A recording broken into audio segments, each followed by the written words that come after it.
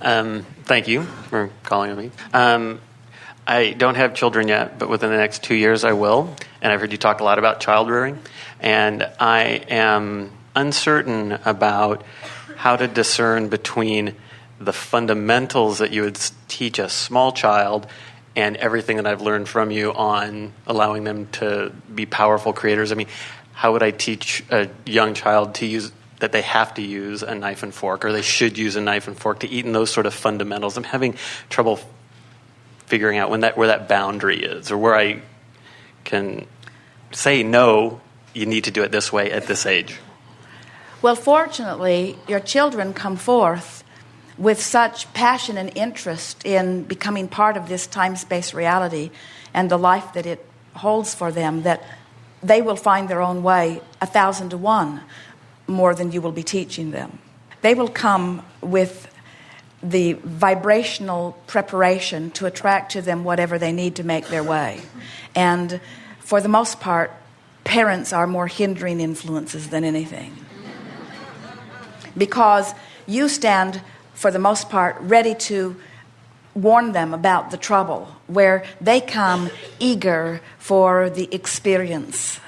Most of what parents are doing in their child rearing is preparing the child to integrate into society. And mostly what we're encouraging is that there will be a natural integration, and don't try too hard to belong.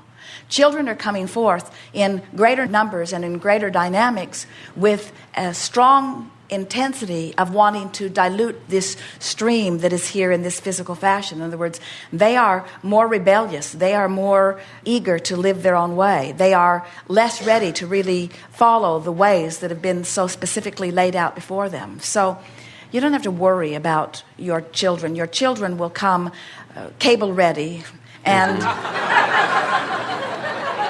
and remembering who they are. And yes, there will certainly be an integration into this time-space reality, and they will learn by watching. But if we were physically focused and we were expressing for children, we would be wanting to demonstrate that even as adults, we have found a way to still stay in touch with guidance, because they'll still be there. And we would be looking for ways to demonstrate that we are still having fun in this physical experience, that the physical experience, even when you've moved into adulthood, can still be fun. Mm-hmm. Jerry and Esther are in a park in Malibu, and they are taking a walk, and a little girl who is about 5 or 6 years old is riding her bicycle up and down past them, and she is squeaking on her little horn.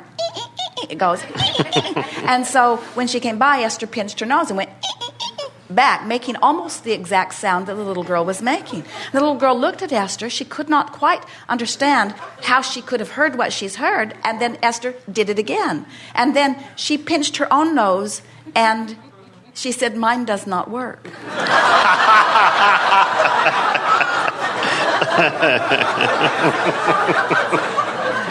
And so now they're days in the park, and they have crossed one another's path, and every time they do, they both pinch their noses and make the sound. And so now Esther has decided that she's going to be this little girl's friend, not because this little girl needs a friend, but because Esther wants a friend just like her.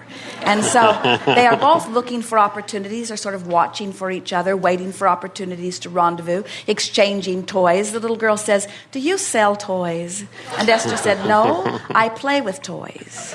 And when I find someone that might like to play with them too, I share them with them." And so what we're getting at is this little girl, she is sort of warmed up to Esther now, but at first she did not know what she was dealing with, because it's hard to sort of understand that there is an adult that is willing to be just utterly silly for no reason whatsoever other than to be utterly silly, you see.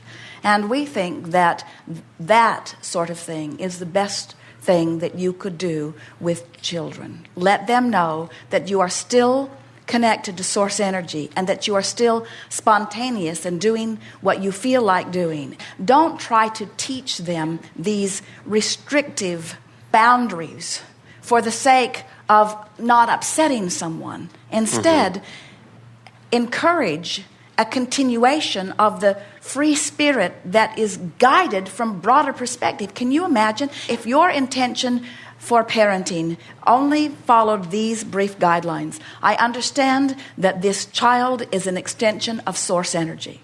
And I understand that this child remembers that even more clearly than I myself remember it.